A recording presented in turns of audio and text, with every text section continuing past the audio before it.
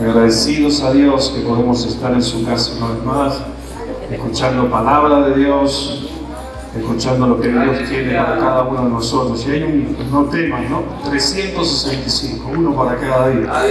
Mientras la pastora compartía esa palabra, me acordaba de mi primer predicación. No temas, José, le dijo el Espíritu Santo, en recibir a María por tu esposa, porque lo que está engendrado por el Espíritu Santo es. Y mire, si José hubiese tenido miedo, se hubiese ido. ¿Qué hubiese pasado? Una mujer que había sido despojada, que había sido quedada embarazada y no tenía marido. La hubiesen apedreado y se hubiese terminado la historia. Pero gracias a que José tuvo valor y tomó ese no temas fuerte sobre su vida, hoy tenemos el privilegio de ser salvos por nuestro Señor Jesucristo. Así que ese no temas en nuestras vidas es fundamental. Tenemos que tener ese no temas afianzado, agarrado a nuestras vidas para poder servir y seguir adelante en el Señor. Todos tenemos problemas, todos tenemos luchas, todos los días. Pero usted tiene que saber que cada mañana que se levanta hay un no temas para servir, para seguir adelante, confiando en el Señor, confiando en lo que Él tiene para cada uno de nosotros. Una mención, queríamos honrar la vida de lo que fue nuestra hermana Isabel para nuestro ministerio. Mandamos a hacer un flyer, pero se ve que no se pudo realizar. Y queríamos honrar la vida de nuestra hermana, que realmente fue tan importante en el ministerio, en la visitación de los hospitales, el trabajo que ella ha realizado. Yo no lo llegué a conocer profundamente, pero sé que ha trabajado arduamente para el Señor hasta los últimos días y realmente queríamos honrar su vida, la de su familia, todo lo que ella hizo por la iglesia en los momentos que estuvo con nosotros. Así que no se pudo hacer realmente un responso porque la hermana si bien falleció de alguna infección, había dado positivo de COVID el día anterior y bueno, era muy peligroso hacer un responso con todas las personas que podían ir y nosotros como ministros también correr el riesgo, y si enviar a alguien también se corría el riesgo de contaminarse o de contagiarse. Entonces preferimos no realizar ese responso por el cuidado y el protocolo de cada uno de los miembros de la iglesia, de cada uno de los hermanos que podían llegar a estar. Pero si bien honramos su vida por todo el trabajo que ha realizado y ha trabajado con nosotros, seguramente haremos una mención en la página de la iglesia en algún momento. Así que está la bendición para nuestra hermana. Y bueno, vamos a compartir la palabra del Señor en Filipenses capítulo 2, verso 5 en adelante.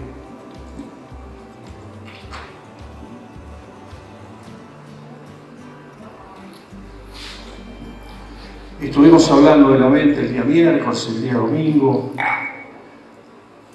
y dice la palabra del Señor: haya pues en vosotros este sentir que hubo también en Cristo Jesús, el cual, siendo en forma de Dios, no estimó el ser igual a Dios como cosa que aferrarse, sino que se despojó a sí mismo, tomando forma de siervo hecho semejante a los hombres, y estando en condición de hombre se humilló a sí mismo, haciéndose obediente hasta la muerte y muerte de cruz.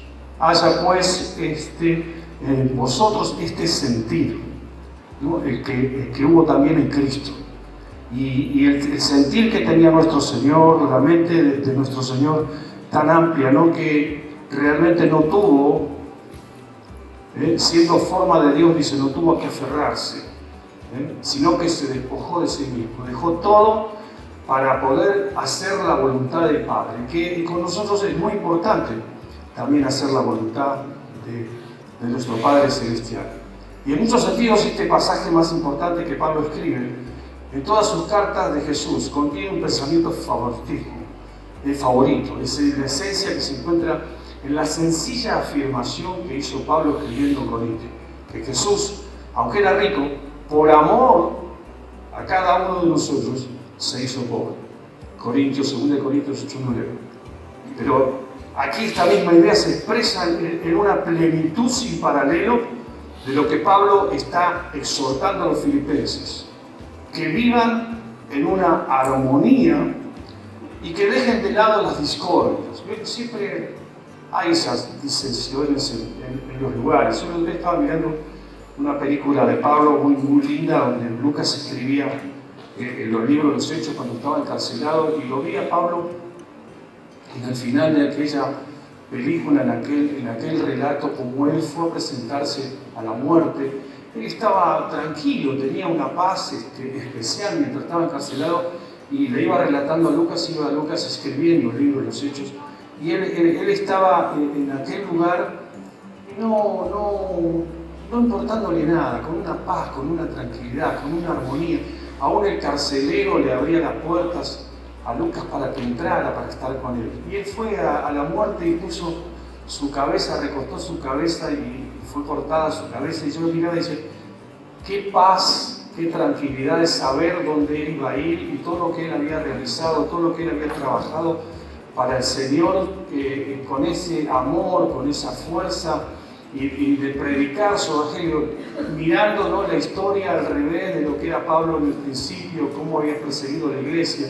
Pero cuando tuvo ese encuentro con el Señor, seguramente que muchos de nosotros, el día que tenemos ese encuentro con el Señor, nuestras vidas cambian totalmente, y la de él fue también totalmente transformada. Y él está diciendo, ¿no?, a los filipenses a que vivan en armonía, a que dejen de lado la discordia, a que se despojen de sus ambiciones personales, de su orgullo, de su deseo de sobresalir, ¿no?, y a que tengan un corazón en aquel deseo humilde, generoso de servir, que fue también la esencia en la vida de Jesús, ¿no?, lo que realmente hizo. Él se despojó de todo de sí mismo, dejó todo para poder servir al Padre, para poder hacer en realidad la voluntad de Dios. Y Pablo le está exhortando a los filipenses a tener una vida totalmente distinta, que fue también, ¿no?, la vida que tuvo Jesús hasta el final de sus días, porque él, cuando fue allí en el desierto, dijo, Padre, si es posible, pasa de esta copa, pero no se haga mi voluntad. Él sabía por dónde iba a pasar, ya tenía conocimiento de todo lo que iba a realizar y iba a hacer, pero tenía ese dolor y esa angustia, y lloró también seguramente esas gotas de sangre que salieron de su transpiración. Pero sin embargo era la voluntad del Padre la que él tenía que realizar y negarse a sí mismo en todas las cosas. Y Pablo no le estaba diciendo, ¿no?, que se despojen de las ambiciones personales, del orgullo, del deseo de sobresalir. Mire aún lo que dice Pablo en Romanos 12:3, ¿no? Digo, pues, por la gracia que me es dada a cada uno, a cada cual entre vosotros, que no tenga más alto concepto de sí mismo que el que se debe tener, sino que piense de sí con cordura, conforme a la medida de la fe que Dios repartió a cada uno. Este es un pensamiento que yo tuve en esta semana y venía a mi corazón en las madrugadas, porque todos los días, no sé, hay un reloj. Le decía a mi esposa el otro día, a las 4 en punto de la mañana, entre las 4 en punto y las 4 y cuarto, que Dios nos despierta, para orar, para buscar de la gracia del Señor. Tenemos la Biblia aquí, ¿no?, y ahí mismo ya estamos haciendo ese devocional que está escrito, y Dios nos viene hablando. Y esto puso en mi corazón Dios, ¿no? Y pues por la gracia de Dios que me da, cada cual que esté entre vosotros no tenga más alto concepto de sí mismo que el que se debe tener, sino que piense de sí con cordura, conforme a la medida de fe que Dios repartió a cada uno. Y uno de los pensamientos favoritos de Pablo acerca de la iglesia cristiana, que es un cuerpo. Y Pablo nos habla del cuerpo de la iglesia, como uno, y nadie puede decir que nadie es innecesario, sino que todos somos realmente necesarios. Los miembros del cuerpo no discuten, ni se envidian, ni se pelean unos con otros. Cada parte del cuerpo realmente cumple su función, ya sean los más honrosos, los más humildes, los más destacados, pero realmente Pablo incita a ese tipo de unidad. Él dice, bueno, dejen todos estos conceptos, dejen todas estas cosas, dejen toda esa envidia, dejen toda esa lucha. toda esa discusión, a ver quién quiere sobresalir. Recién nuestra pastora decía, bueno, hay alguien que no está de acuerdo, no le gusta, bueno, agarra a 5 o 6 personas, la junta y voy a abrir una puerta a una iglesia. ¿Con qué sentido? No tiene bases, no tiene fundamentos, no tiene nadie, y quizás te apartó como pastor, nadie te apartó como realmente para el servicio que vos tenés que realizar. Y esas cosas son las que comienzan, cuando comienzan estas disensiones en la iglesia. Por eso Pablo está diciendo, no, tengan vosotros este sentir que hubo en Cristo Jesús. El de no tener un concepto más alto de nosotros mismos, de cualquiera sea de las relaciones de lo que nosotros podamos tener, porque quizás porque a mí me haya ido bien en la economía, yo no puedo tener un concepto, soy un fenómeno con lo que hice. No, yo no tenía nada, no hice nada, y todo lo que pude haber hecho realmente lo hice por la gracia y la misericordia de Dios, pero eso no quiere decir que yo sea más inteligente que otro, o que me haya capacitado para tener más que otro. Yo doy gracias a Dios por lo que Él hizo en mi vida, pero eso no me hace más, o haber llegado aquí a la plataforma y que me hayan honrado con un pastorado dentro de la iglesia, no me hace tener un concepto más alto. Al contrario, si yo tengo que venir a barrer y a limpiar y a cambiar una lamparita, lo voy a hacer exactamente igual como fue el primer día que yo conocí al Señor. Porque es el concepto de servicio, porque Cristo dijo, yo vine para servir, no para ser servido. Es el concepto de Cristo, tener la mente de Cristo, tener esos conceptos, esas cosas que el Señor hablaba en esos principios. Entonces tenemos que honrar. Y lo primero que tenemos que hacer para que pasen estas cosas es conocernos a nosotros mismos. Cuando yo no me conozco a mí mismo, yo puedo tener otra reacción, pero cuando yo realmente me conozco, realmente veo lo que hay en mí. Lo primero que tengo que conocer a nosotros mismos, el principio básico del sabio griego, mire lo que dice: conócete a ti mismo. No llegaremos muy lejos en nada hasta que no sepamos lo que podemos y lo que no podemos hacer. El tener clara nuestra capacidad, qué es lo que hasta dónde yo puedo llegar, hasta dónde no puedo llegar. Pero tengo que conocerme a mí mismo para saber si voy a alcanzar o no voy a alcanzar.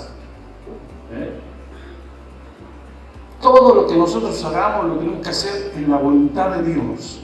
Si Dios quiere, si Dios permite, y poder realizarlo realmente sería un logro en nuestra vida. Pero eso no quiere decir que yo sea mayor que otro.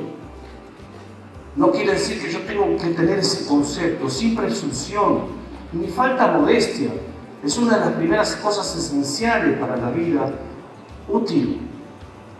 Primeras cosas esenciales para una vida útil en el Señor, sin nada oculto. Poder ser una carta leída, como dice Pablo, que nuestro rostro se pueda ver realmente la vida de Cristo y qué es lo que hay en nosotros. Nosotros nos dio la capacidad de discernir, nos da la capacidad de poder ver las cosas más allá, quizás porque el Espíritu de Dios vino sobre nosotros. Y yo muchas veces hablo con el apóstol y le digo: apóstol, ¿vos viste la cara de fulano? ¿Vos viste la cara del sultano, del hermano? No está buena.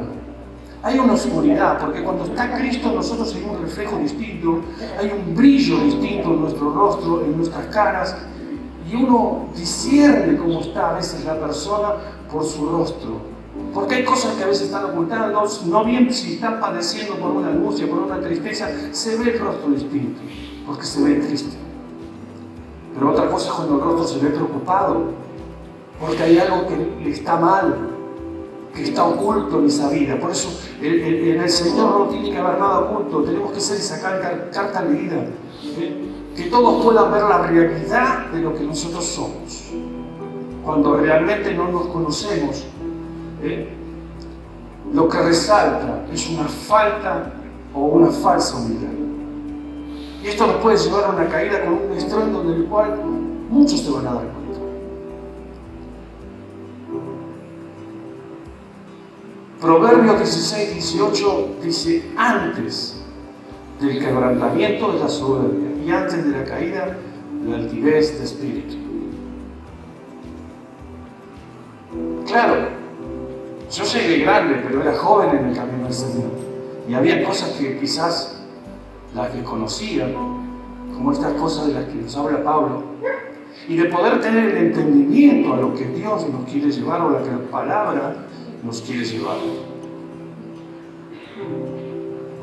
Porque yo estaba comenzando mis pasos y un día canté un himno, que mi vida entera esté consagrada a ti, Señor.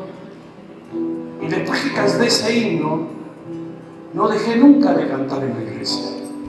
Y comencé a servir al Señor en la iglesia, en las asociaciones. Cada vez que se hacía un retiro de pastores, el que iba a dirigir la alabanza era Cribas con sus amigos de distintas iglesias para poder coordinar.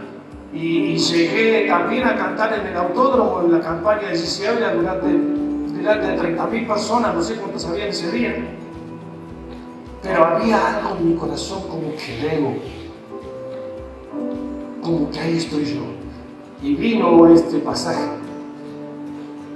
Antes del quebrantamiento es la soberbia, y antes de la caída la altivez de espíritu. Y cuando vos caes, te das cuenta realmente qué era lo que había en tu corazón. Y ahí comenzás a entender qué es lo que Dios quiere. Y ahí es donde nosotros podemos comenzar a ver qué es la mente de Cristo. Ahí conocemos lo que Pablo nos está diciendo. Lo que Pablo nos quiere relatar. Que él no tuvo nada que aferrarse, se despojó de todo, de sí mismo. Siendo Dios, no hubo orgullo, no hubo altanería en él, sino que se humilló y se humilló hasta la muerte de cruz. Y te voy a contar un pasaje que seguramente que vos lo conocés, que yo lo conozco porque es conocido. Un rey que tenía poder, gracia de parte de Dios, pero se enorgulleció de todo lo que había realizado, creyendo que todo lo había hecho él con el poder de su fuerza. En el capítulo 4 de Daniel encontramos a Nabucodonosor con una capacidad increíble y con un sueño que él no puede entender. Y solo Daniel, que tenía el Espíritu de Dios, revela ese sueño. Conocemos esa historia. Y el Espíritu de Dios le declara el sueño y le dice: Señor mío, Daniel le dice, el sueño sea para tus enemigos y su interpretación para los que no te quieren. Porque era malo cuando él vio el sueño y cuando tiene que decirle a Nabucodonosor lo que por el proceso el cual Dios lo iba a llevar, le causa no solo miedo seguramente, sino angustia, porque le dice: no sea para ti, sea para tus enemigos, para los que no te quieren. Y Daniel le dice: un follaje era hermoso, su fruto era abundante, en el que había alimento para todos, debajo del cual moraban las bestias. Era algo fabuloso lo que él había hecho en su vida. Y anidaba árboles del cielo, y le dice el verso 22: tú pues eres tú rey que te hiciste fuerte, pues creció tu grandeza y has llegado hasta el cielo, tu dominio hasta los confines de la tierra. Se había hecho grande, pero había algo en él que a Dios no le agrada. Y Dios trata con cada uno de nosotros de diversas maneras, pero va a ser la voluntad de Dios, no va a ser la nuestra. Porque antes de la caída viene el Espíritu, la caída del Espíritu. Y así somos nosotros. Cuando el desarrollo de nuestra vida está junto a Cristo, caminando con Él, y sus dones y talentos se van multiplicando. Y pueden llegar a ser peligrosos para nosotros si no lo sabemos manejar. Porque tiene que haber un entendimiento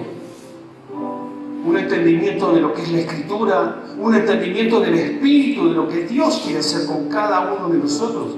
Porque podemos crecer, podemos hacernos grandes, pero ¿para qué? Muchas veces está el para qué y el por qué. ¿Por qué somos grandes? ¿Para qué nos hizo grandes?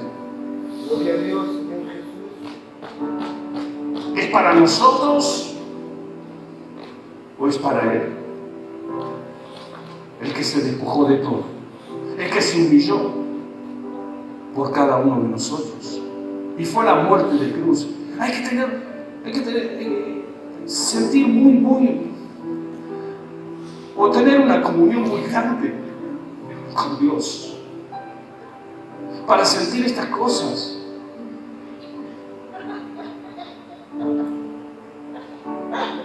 Porque dice que después que le revela el sueño, al cabo de 12 meses, él no entendió lo que Daniel le quiso hablar.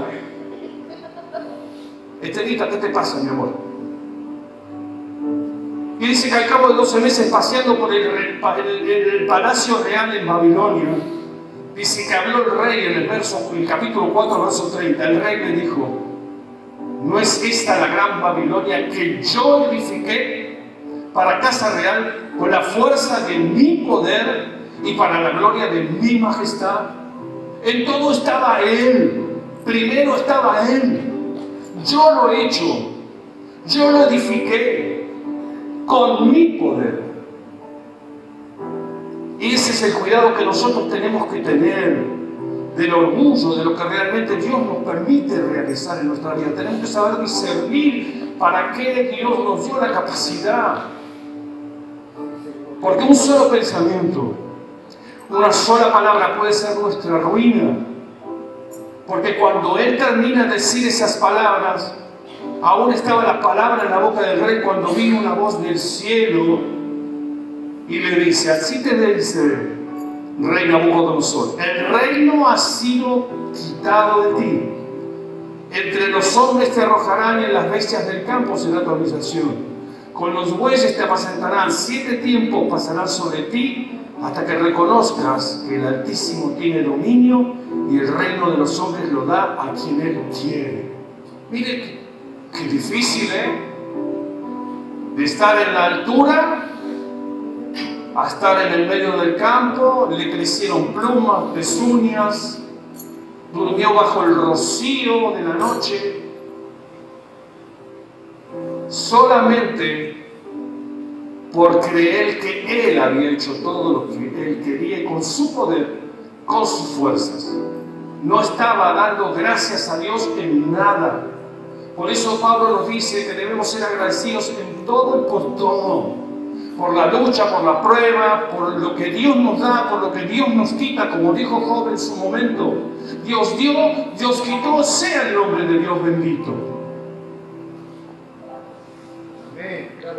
Oh, hay que decir esas palabras. Hay que estar preparado para poder pasar ese momento.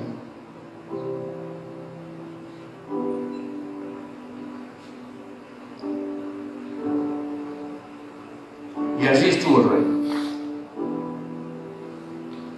Por eso cada vez más convencido de que servir a Dios en obediencia y humildad es lo que da mejor resultado.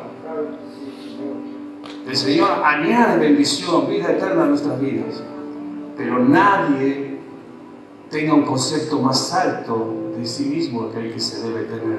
Corremos el riesgo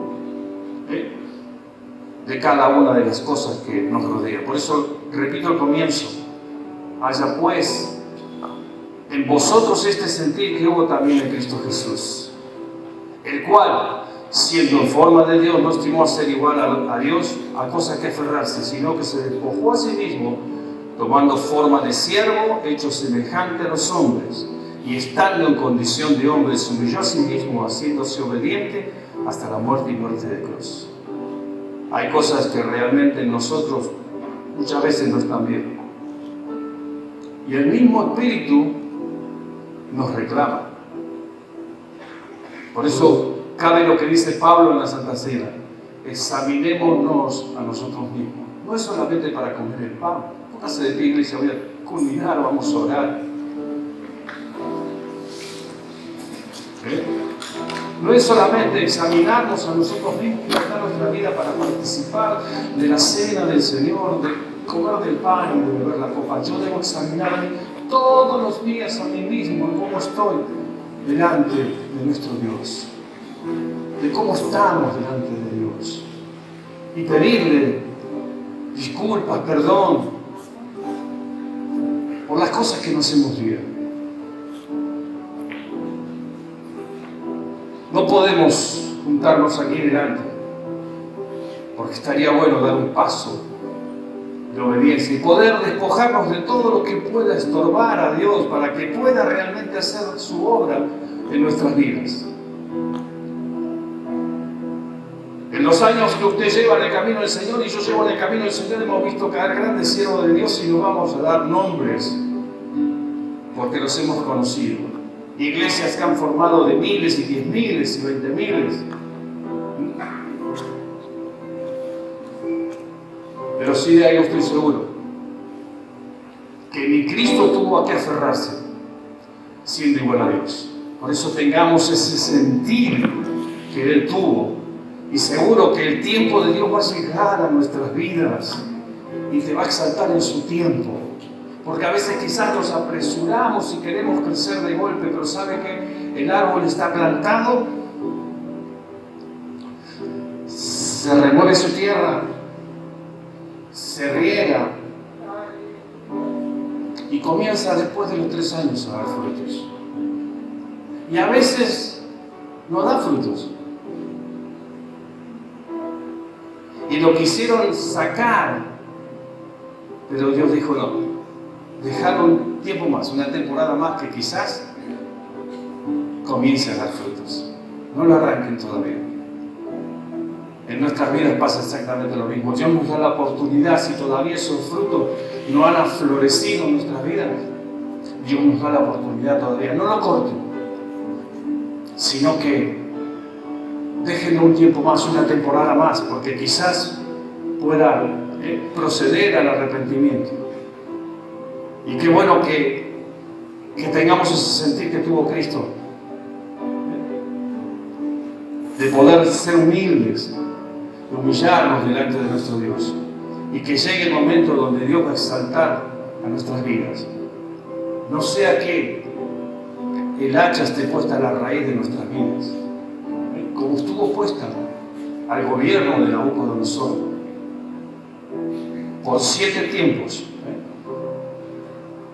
periodo de 7 tiempos que tengamos que pasar por dolor para reconocer, porque después que pasó los 7 tiempos, Nabucodonosor en el capítulo 4, verso 37 dice: ahora yo, Nabucodonosor, alabo, engrandezco y glorifico al Rey del cielo, porque todas sus obras son verdaderas y sus caminos son justos, y Él puede humillar a los que andan en soberbia. Mire lo que es nuestro Dios.